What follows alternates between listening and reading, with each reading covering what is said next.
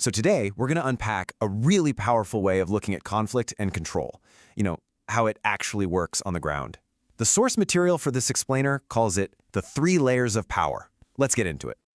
You've heard this line a million times, right? People love to drop it into a conversation. It makes them sound smart, like they're seeing both sides of a really complex issue.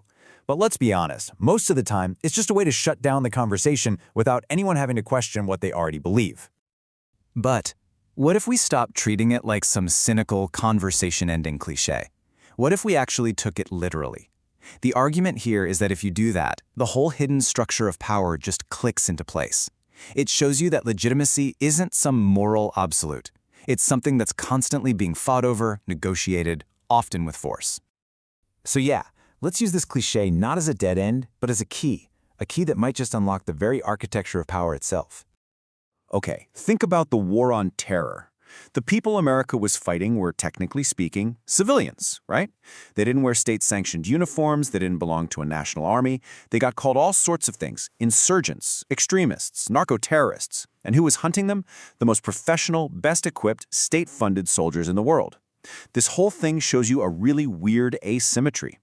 Terrorism gets defined as civilians killing other civilians. But counterterrorism? Well, that ends up looking a lot like professional soldiers killing civilians who are fighting back like soldiers. And the words we use to describe all this are absolutely crucial.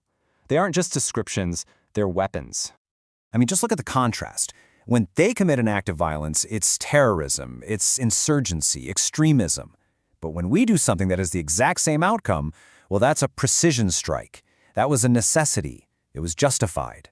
The result might be identical, but the label we stick on it does a complete 180, depending on who's responsible. The source material just nails it with this line.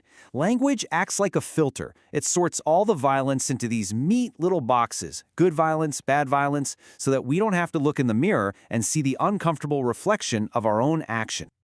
So, all of this brings us to the main event, the central idea of this explainer. Drawing on observations from places like Iraq, we can start to see power working on 3 different layers, all at the same time. First, you've got layer 1. This is the official state, the government ministries, the national police, the flag you see on buildings. It's the power you see on TV. But underneath that, there's layer 2, the parallel authority. These are the real local power brokers, the sheiks, the gang leaders, the smugglers, the guys whose phone call can get things done faster than any official decree. And then you have layer 3, the external power, the occupiers, the coalition forces, maybe even peacekeepers. And the crucial thing to get here is that these layers don't just sit on top of each other. They're all there at once, constantly crashing into each other, fighting for control. And this is exactly where things get so explosive. When an external power, that's layer 3, comes in and kicks the legs out from under the official state, layer 1, it doesn't create stability. It creates a vacuum, a power vacuum.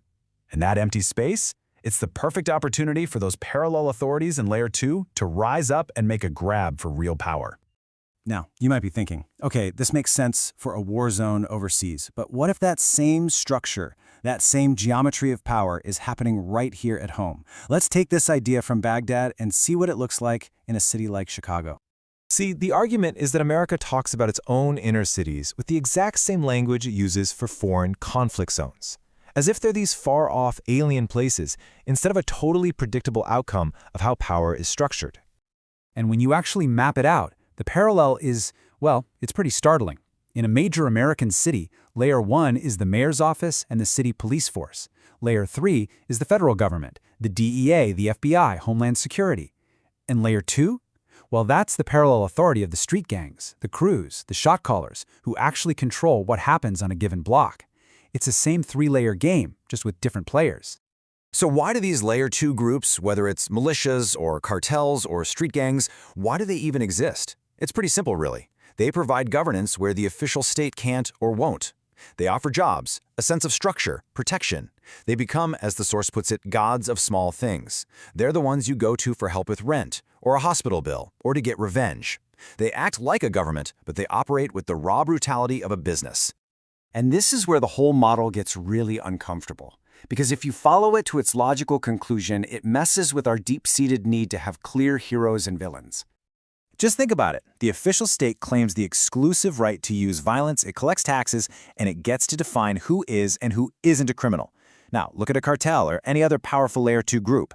It uses violence, it collects taxes through extortion, and it definitely defines its own enemies. The functions are shockingly similar. The only real difference is one has official permission and the other doesn't.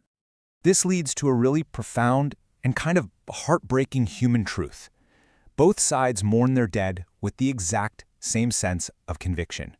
Both sides truly believe they were fighting for their own people, for what was right. The grief rhymes, because the belief behind it rhymes too. And that's what this all boils down to, really. All our abstract labels, terrorist, soldier, extremist, patriot, they all just dissolve into a very real, very human price. A precision strike sounds clean and surgical from thousands of feet up, but on the ground, it's just a suddenly, violently empty chair at a family's dinner table. Which leaves us with a final and pretty unsettling question.